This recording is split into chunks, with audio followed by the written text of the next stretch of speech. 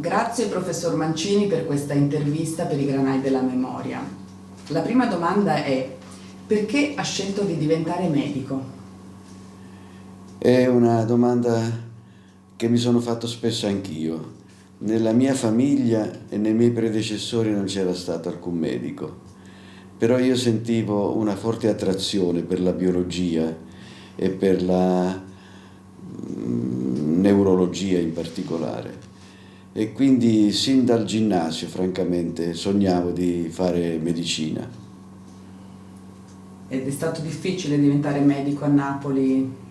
No, a quel tempo sinceramente non c'era assolutamente l'affluenza di questi ultimi anni. Le ragazze peraltro erano pochissime che si iscrissero al nostro corso del 1948. Era l'immediato dopoguerra, le condizioni generali del paese erano molto precarie. Tuttavia c'era una grande serietà nella frequenza dell'università e delle lezioni e della preparazione agli esami, e quindi io l'ho fatto con molta passione e dedizione. Mi è andata bene. Lei è nato a Napoli nel 1930.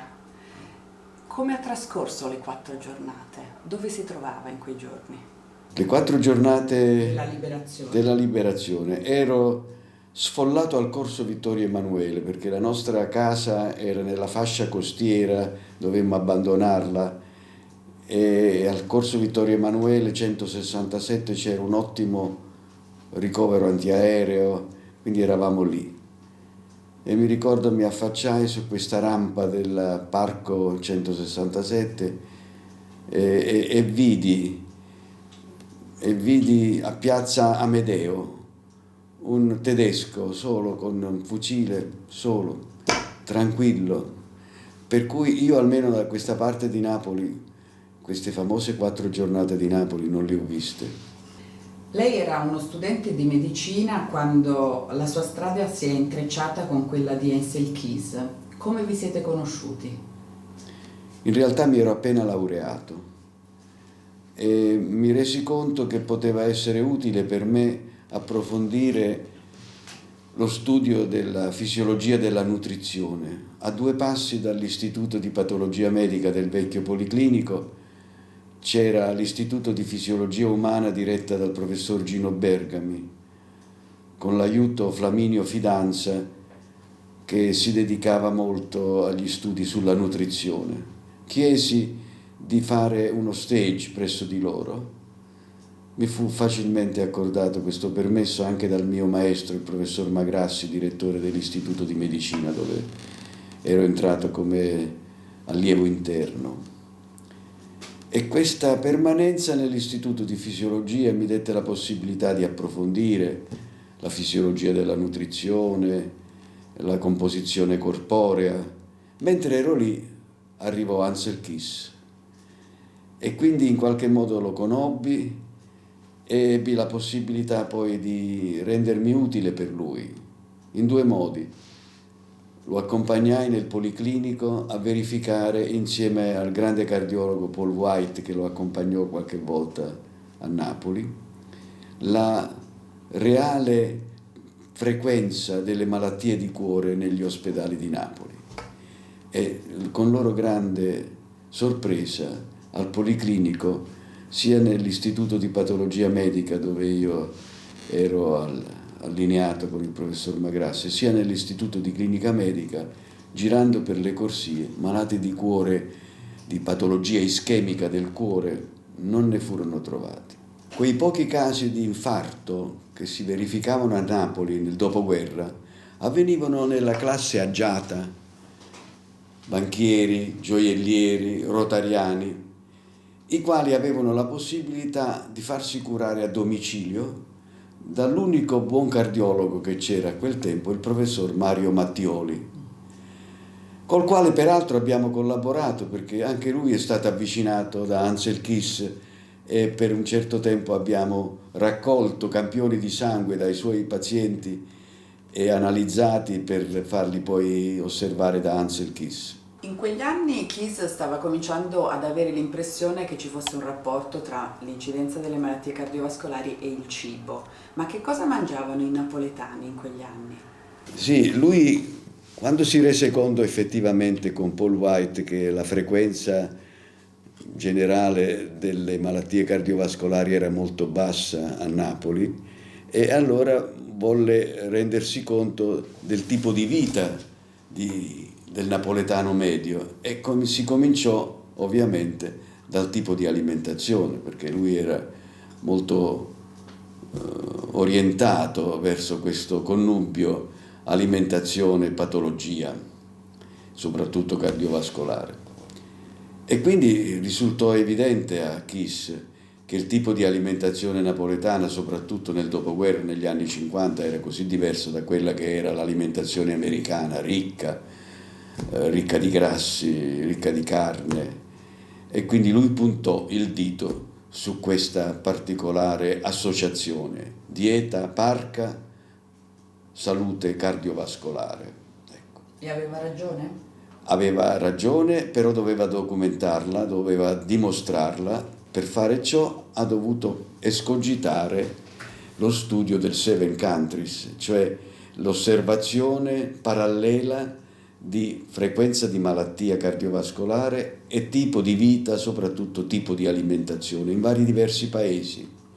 Nell'area del Mediterraneo le condizioni erano piuttosto sovrapponibili fra l'Italia, la Grecia e la Dalmazia.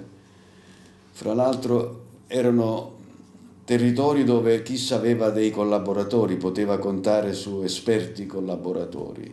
In Grecia aveva vari professori di cardiologia che lo aiutarono, fra i quali il professore Aravanis, e in Dalmazia aveva anche conosciuto un collega, il professor Ratko Buzina, che poi si è recato negli Stati Uniti, che poi è venuto anche a Napoli a fare delle inchieste e che si interessava in modo particolare di un aspetto molto originale a quel tempo, la emocoagulazione e la tendenza all'infarto.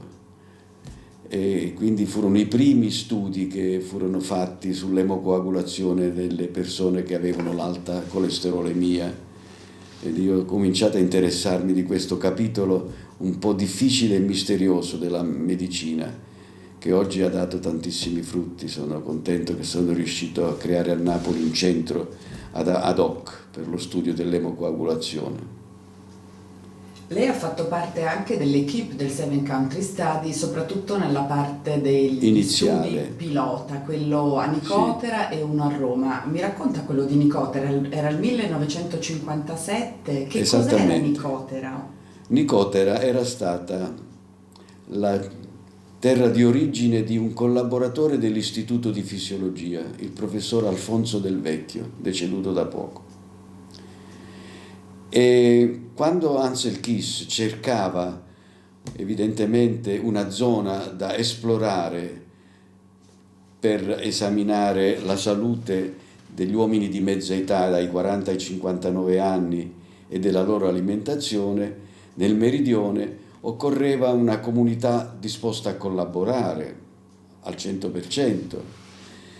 E Alfonso Del Vecchio pensò che la sua città natale, Nicotera, potesse essere il luogo adatto, dove infatti lui trovò collaborazione del sindaco, delle scuole che misero a disposizione locali, e soprattutto la buona collaborazione di tutti gli uomini di quella fascia di età che ho detto, che vennero presi dalle liste elettorali, invitati a questa visita medica che venne fatta da un team di medici, fra i quali c'ero io e c'era un altro italiano, il professor Cotrone, cardiologo del professor Puddu di Roma, che faceva gli elettrocardiogrammi e le prove da sforzo elettrocardiografico.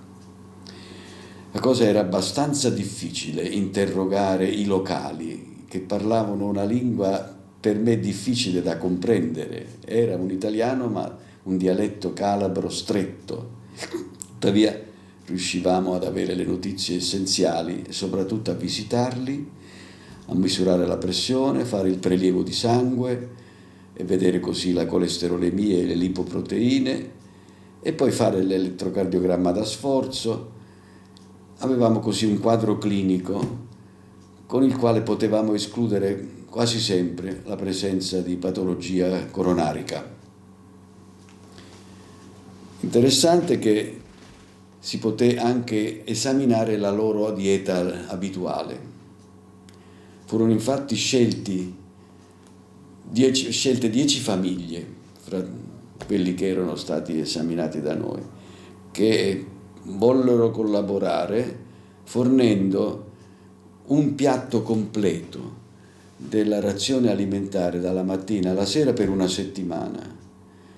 Questo materiale veniva mescolato, veniva liofilizzato, cioè essiccato, polverizzato. Io ho fatto questo lavoro in un laboratorio da campo attrezzato in questa scuola a Nicotera, e poi questo campione liofilizzato in polvere veniva mandato negli Stati Uniti per l'analisi chimica, della composizione chimica dell'alimentazione di queste persone.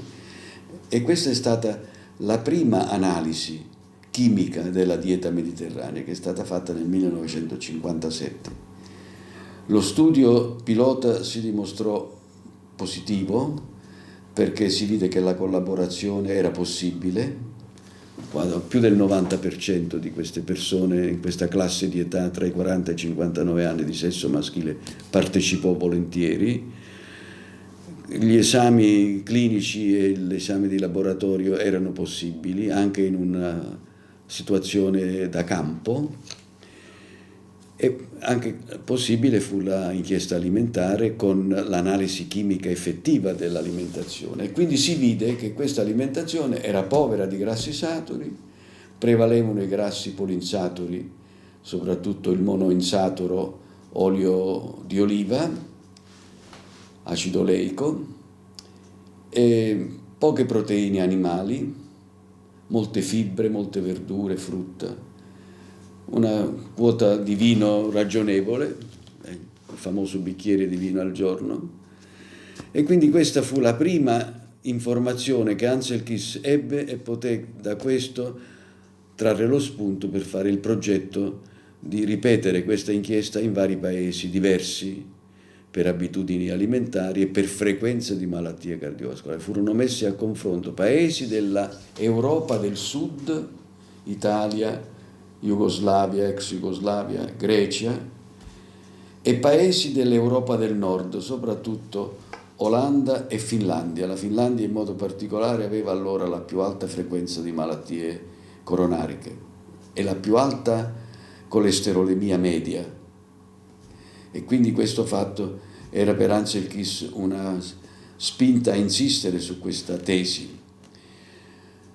Per confronto ulteriore fu scelto da un lato gli Stati Uniti d'America, con il loro alto colesterolo medio e con la frequenza elevata di coronariopatie, e dall'altro lato del mondo il Giappone, con colesterolemia bassa, alimentazione prevalentemente a base di pesci, quindi con pochi grassi saturi e molti monoinsaturi e polinsaturi, e soprattutto bassa frequenza di malattie coronariche. Quindi si profilava questo studio interessante. In realtà si è visto dai risultati che sono stati poi confermati nei quinquenni successivi di analisi, si è potuto confermare che più alta era la colesterolemia ed il consumo di acidi grassi saturi, soprattutto burro, ecco, carne, grasse della carne, più alta era la frequenza di patologia coronarica. Ma che effetto faceva ai calabresi di quegli anni, che avrebbero voluto mangiare burro, grassi, probabilmente anche abbondanza di carne? Molti di loro avevano perso familiari che con l'emorragia dell'emigrazione si erano dovuti recare negli Stati Uniti per lavorare. Che effetto faceva a queste persone vedere degli americani così attrezzati, così organizzati, che studiavano i loro corpi per dire poi che la loro dieta povera era migliore di quella di un manager americano? In realtà non credo che si facessero questo esame di coscienza, francamente. Erano persone semplici che sapevano che in quella regione c'erano poche malattie di cuore, perciò questi studiosi americani, molti cardiologi americani ma anche di altri paesi, vennero in Calabria a vedere, perché era il loro progetto pilota. Quindi tutti gli esponenti delle varie nazioni che erano state previste per questo studio vennero a Nicotera, quindi era un simpaticissimo team internazionale, guidato da due famosi cardiologi, i più importanti cardiologi di allora. Paul White, che era stato il cardiologo di Roosevelt e di Eisenhower, e Noboru Kimura, un grande cardiologo del tempo in Giappone, i quali visitavano i pazienti, erano molto richiesti quando c'erano dei casi di cardiopatia non coronarica, in generale reumatica, che ancora c'era un residuo di malattia reumatica a quel tempo. Loro si prestavano, andavano a casa e visitavano questi pazienti. E quindi voglio dire, queste persone non si posero molti problemi, non arrivavano a questo approfondimento. Tuttavia io non credo che loro sentissero il bisogno di poi mangiare diversamente, quelle erano le loro abitudini e magari veniva gratificata la domenica con un pasto un po' più abbondante e le feste con qualche dolciume, ma insomma questo è tutto. Devo dire che c'era un grande contrasto però tra quello che poi la sera tutto il team consumava al Jolly Hotel di Gioia Tauro, perché si arrivava stanchi di una giornata di lavoro e lì il cuoco del Jolly Hotel era un gran cuoco e quindi in realtà ci ammanniva dei pranzetti che purtroppo ci fecero, almeno io, ingrassare un pochino. Quindi un vero paradosso, voi che studiavate Sì. l'alimentazione frugale, poi in realtà Sì, venivate, sì. anche grazie all'ospitalità meridionale, Sì. nutriti per il Purtroppo bene. capita nella vita questo tipo di contrasto e di paradosso. C'è un altro studio pilota al quale lei ha partecipato che è quello di Roma. Sì. In che cosa consisteva?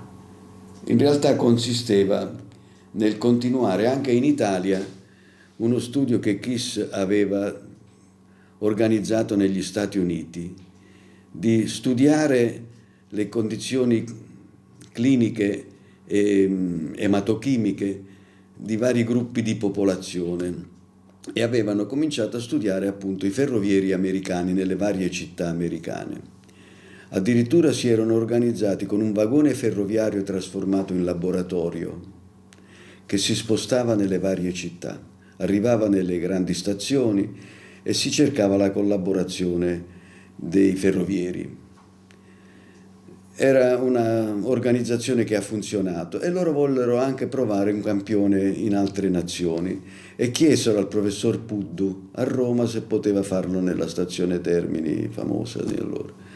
Questo fu fatto, i due giovani medici che di fatto visitavano e facevano i prelievi e misuravano la pressione erano il sottoscritto e il professor Alessandro Menotti, quindi è una amicizia che risale. In realtà, se meglio ricordo, ecco, fu fatta appena tornai dagli Stati Uniti, che io avevo visto quello che facevano negli Stati Uniti e l'ho fatto poi qui a Roma.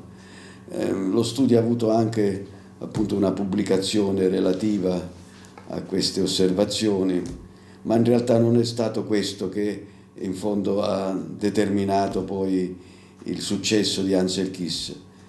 Voglio a questo riguardo ricordare che Ansel Keys è stato un precursore anche delle osservazioni epidemiologiche seguite nel tempo in gruppi di persone a rischio. Lui aveva capito che le persone anche negli Stati Uniti di sesso maschile, di età sui 50 anni, che erano professionisti, cioè guadagnavano bene, stavano bene, erano più a rischio di altri americani meno fortunati. E fu iniziato da allora questo studio dei businessmen, Minnesota businessmen, seguire nel tempo queste persone e capire quali erano quelli più esposti al rischio e quelli che perivano prima per patologia coronarica. Anni dopo si è ripetuta una indagine analoga che ha avuto ancora più fortuna, che è stata l'indagine che poi ha portato alla caratterizzazione dei cosiddetti fattori di rischio e che è stata fatta in America, in altro settore, in altra città, famoso studio dei fattori di rischio cardiovascolari tipici. Ecco. Questi studi sono stati fatti nel laboratorio ormai celebre, il Stadium Gate 27, dove lei ha lavorato gomito a gomito con Edsel Keys. Com'è stata questa esperienza formativa? È stata un'esperienza per me indimenticabile e fondamentale, anche se ricordo il particolare del primo giorno quando dovetti entrare in questo laboratorio che era stranamente ubicato sotto le gradinate dello stadio di Minneapolis. Potete immaginare questi grandi spazi ma senza finestre, tuttavia c'era un buon ciclo di aria forzata e in alcuni ambienti anche di aria condizionata, che rendeva poi la vita possibile, il lavoro possibile.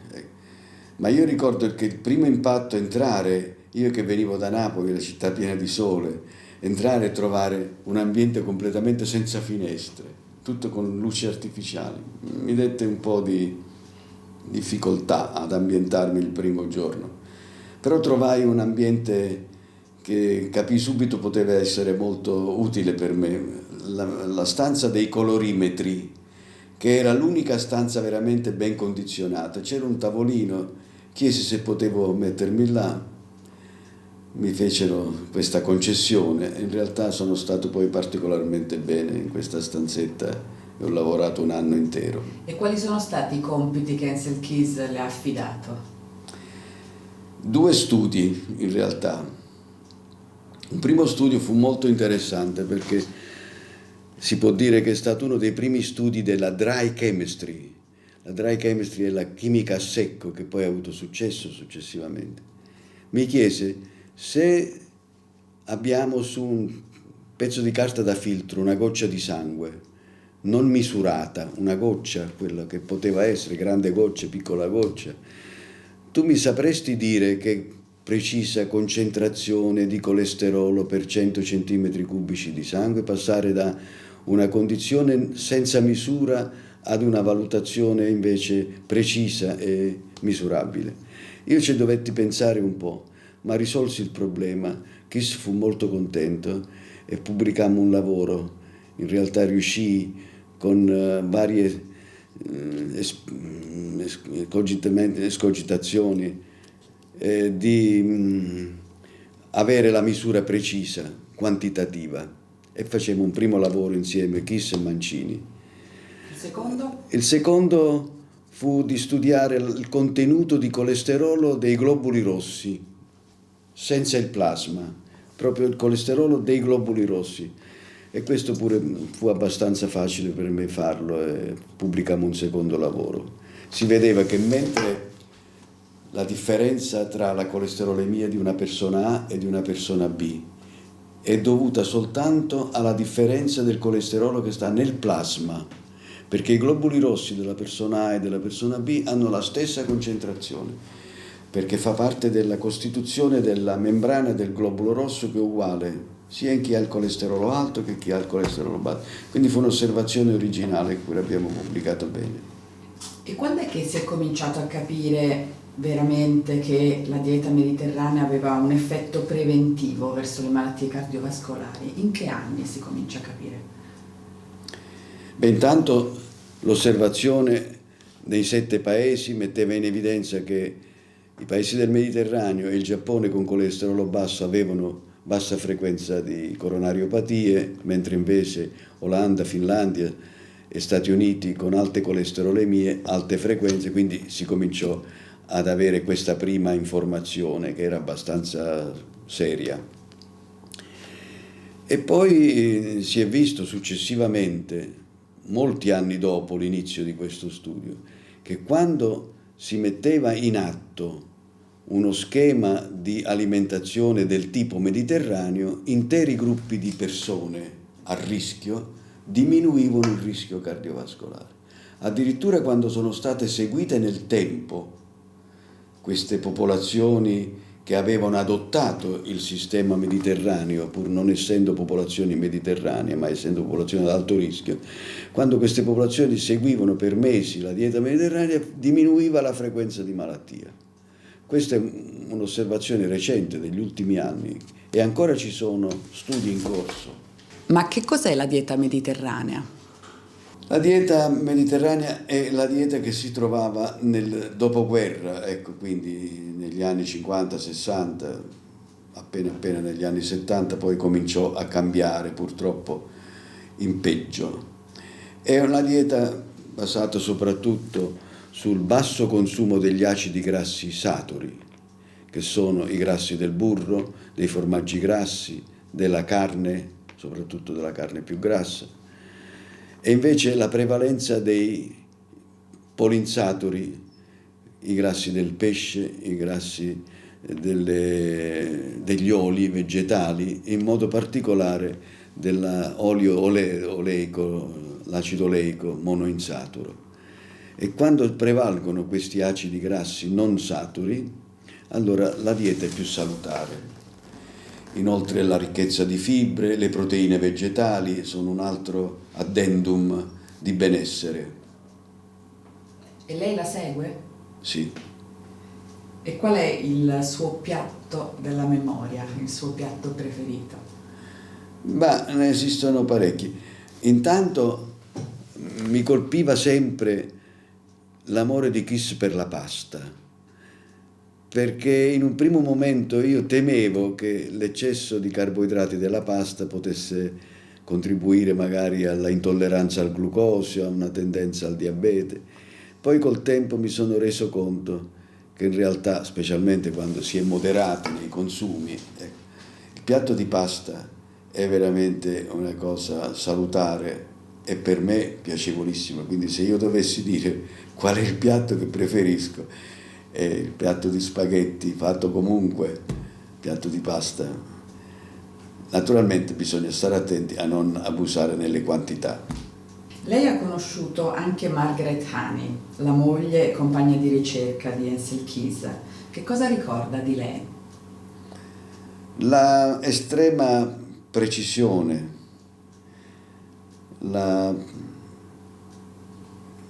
l'affetto enorme che aveva per la sua famiglia, cominciando dal marito ai figli, ma anche la dedizione al lavoro. In realtà io l'ho vista in operazione lavorativa quando si spostava dall'America negli altri paesi, soprattutto a Napoli. Era in grado, per esempio, di organizzare subito, appena venne a Napoli, un laboratorio per l'analisi delle colesterolemie e delle lipoproteine nei pazienti, nei soggetti che volevano esaminare. Era una brava chimica. Poi si è dimostrata anche un'abile cuoca, è un'esperta delle ricette, perché insieme al marito ha scritto 2 volte il libro Eat Well and Stay Well, una prima e una seconda edizione con tantissime ricette di piatti particolarmente gradevoli, dove prevaleva sempre la presenza degli acidi grassi monoinsaturi e polinsaturi rispetto a quelli saturi. E al punto tale che al momento c'è il professor Contaldo della mia clinica, mia ex clinica, che mi ha chiesto il libro di Kiss per mettere in pratica alcune di queste ricette di Margaret e di Ansel e evidentemente propagandarle un po' di più. Lei ha assaggiato quindi i piatti cucinati da Margaret Honey? Beh, sono stato invitato spesso a casa loro, sì. Se dovesse dare un voto alla cucina di Margaret da 0 a 10, che voto le darebbe? No, sicuramente era 10. Henry Blackburn, che ha ereditato la cattedra di Ancel Keys all'Università del Minnesota, ha definito i coniugi Keys i Marco Polo della medicina. Lei è d'accordo? Sì, senz'altro, e direi proprio di sì. Anche un inizio non sempre favorito, Ancel Keys ha avuto varie opposizioni più o meno palesi, ecco, Mi ricordo che il professor Pickering, inglese, in un incontro con Ansel Keys, che non aveva ancora fatto il Seven Country Studies, disse: ma lei, dottor Keys, dove poggia questa sua convinzione che la dieta è importante per le malattie di cuore? E allora Ansel Keys si trovò un po' in difficoltà, perché aveva delle idee, aveva dei primi sondaggi, ma non aveva la dimostrazione. Ecco perché poi fece bene il suo studio sui 7 paesi. E scetticismi del genere negli Stati Uniti mi ricordo che ne ha avuti, perché c'erano ovviamente altri gruppi di ricercatori che lavoravano sui grassi del sangue e non tutti avevano le stesse idee di Ansel Keys. Io ricordo che quando ho completato l'anno con Ansel Keys negli Stati Uniti, prima di tornare mi organizzai un tour dei vari laboratori specializzati nella ricerca dei grassi del sangue e delle malattie di cuore, nelle varie città. Lo feci anche per vedere l'America e ebbi anche una sponsorizzazione per fare questo viaggio. E fra i vari gruppi che ho visitato, molti erano avversari scientifici di Ansel Keys. Quindi mi accolsero con interesse e mi facevano tantissime domande per cercare di capire. Io per la verità non ho avuto difficoltà a dire sempre le cose come stavano e presentare il mio maestro per l'uomo che era, cioè un gentiluomo, grande intelligenza, con grandi idee di programmazione che lui ha continuato fino a tarda età, sorprendentemente. Fra l'altro devo dire, non voglio dimenticare di citare una delle sue caratteristiche scientifiche e lavorative peculiari, quella della conoscenza della tecnica del computer.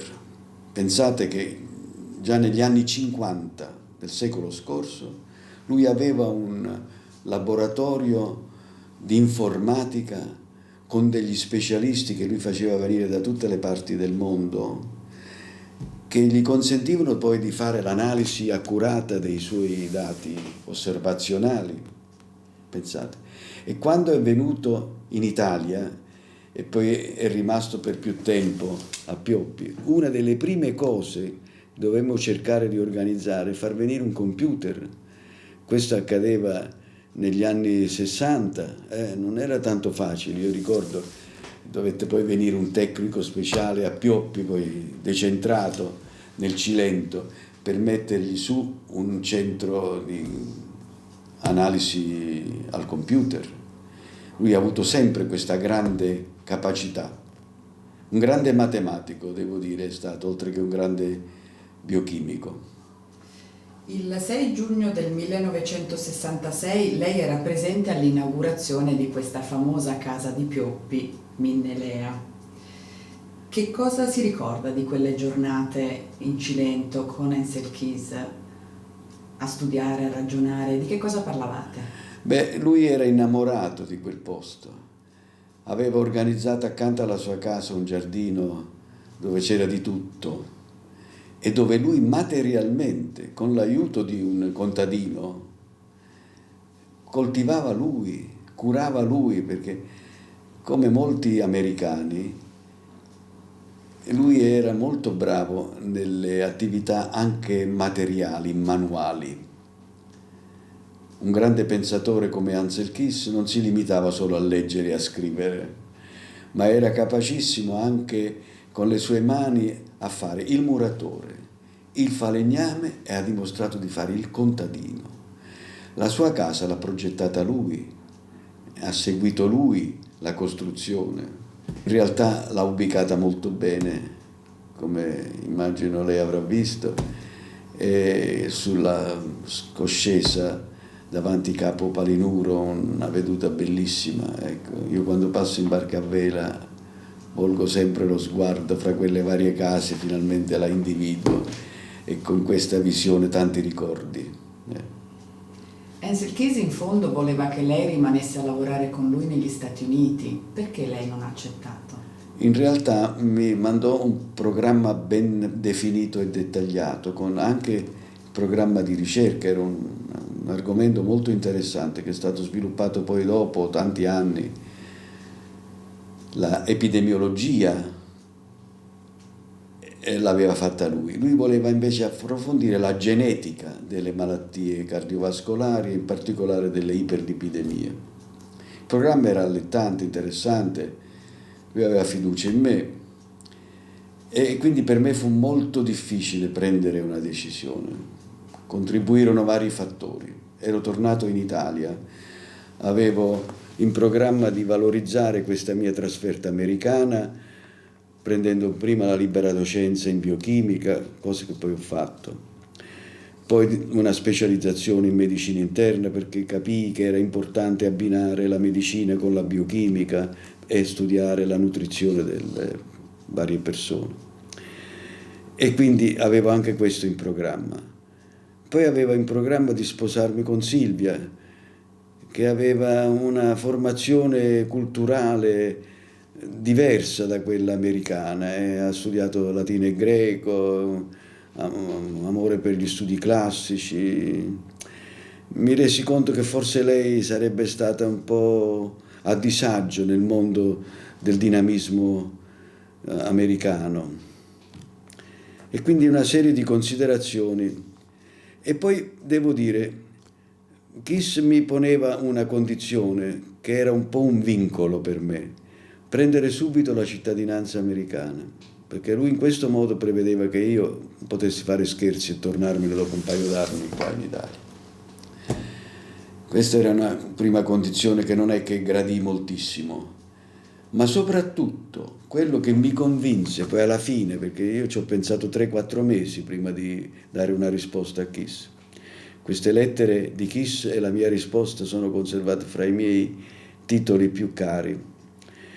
Lui nel frattempo si comprava questa grande estensione di terreno nel Cilento per costruire una casa per la sua maturità e vecchiaia e per i suoi amici. Cioè lui aveva intravisto nel Cilento il paradiso e io mi sarei dovuta allontanare poi da questa zona del centro Italia. Ci pensai pure, devo dire la verità anche a questo. E così alla fine dissi che non potevo per queste varie ragioni. Lui intelligentemente capì, siamo rimasti ottimi amici e quindi questa è stata la mia scelta. Parlandone con qualche amico che poi è rimasto negli Stati Uniti molti anni dopo, questo amico che poi è stato anche il mio tutor quando ero con Magrassi, adesso ha quasi 90 anni, è ancora vivo e vegeto negli Stati Uniti, a Chicago, mi ha detto: Mario, hai fatto bene. In fondo lei, amante della barca, del Mediterraneo, ha preferito Napoli e in un certo senso ha preferito anche avere un buon ritiro a Capri, dove ad un certo punto però ha voluto anche celebrare i fasti della ricerca di Kiss, riconoscergli questo grandissimo ruolo. Quando lui ha compito 80 anni gli organizzammo un bellissimo convegno scientifico con la partecipazione di tantissimi scienziati da tutte le parti del mondo e Ansel Keys fu molto contento. Lo facemmo ad Anacapri, ho varie fotografie, tanti ricordi e lui gradì moltissimo e mi disse: Mario, hai fatto bene a venire ad Anacapri, che lui voleva fra l'altro che io almeno comprassi anch'io un pezzo del suo lotto di Minnelea. A Minnelea, ma io ho scelto Anacapri, è più comodo da Napoli arrivarci. In un suo recente articolo scritto con il cardiologo americano Jeremiah Stamler per la rivista Nutrition, Metabolism and Cardiovascular Diseases, ha definito l'opera di Kiss come una delle più belle pagine internazionali nella storia delle politiche della salute. Perché? Ma è certamente così. Io penso che Ansel Keys ha ammonito l'umanità sui rischi che può dare un'alimentazione non corretta e sui collegamenti che esistono tra quello che si introduce con gli alimenti e quello che si produce nel nostro organismo. Quindi chiaramente alimentazione e salute sono due aspetti inscindibili della nostra vita. E su un piano più personale, qual è l'insegnamento più grande che ha avuto da questo maestro? Ma lui è stato un uomo serio, sempre molto serio, un grande lavoratore e nel contempo amava la famiglia, era molto legato alla sua famiglia, però aveva sempre il pensiero del lavoro che ha condotto fino a tarda età e lui è stato in grado di pubblicare fino ad oltre 90 anni di età e fra l'altro ha capito che dopo il problema del colesterolo e della tendenza alle coronariopatie c'era un'altra grossa sciagura all'orizzonte, l'aumento del peso corporeo fino all'obesità, con tutte le conseguenze dannose sulla salute che poteva avere questa nuova epidemia mondiale. Lei non è rimasto a Minneapolis a fare il lavoro di Keys, però a Napoli ha fondato una clinica, ha fondato una grande scuola di medicina, ha avuto tantissimi allievi. Qual è l'insegnamento migliore, più importante che lei crede di aver dato ai suoi allievi? Ma intanto credo proprio questa veduta internazionale della nostra professione. La medicina non può essere vissuta localmente. La medicina ha bisogno di contatti continui con il mondo intero. Per fortuna gli attuali mezzi di comunicazione lo permettono, ma la cosa credo utile che ho fatto per i miei allievi è quello di inviarli sempre all'estero per un periodo almeno di 2 anni. Si impara una lingua, ma soprattutto si vedono tantissimi ambienti di lavoro diversi dal nostro, si creano amicizie importanti che continuano nel tempo ed è un'educazione alla medicina internazionale, alla medicina moderna che solo la permanenza all'estero può dare. Lei ha 85 anni, ma è ancora attivo professionalmente? C'è ancora qualcuno che vuole essere visitato da me e io lo faccio volentieri. Poi recentemente, da più di un anno, mi hanno chiesto di guidare in una clinica privata molto bella per la verità, che c'è a Napoli, un reparto di lungodegenza, di malati cronici.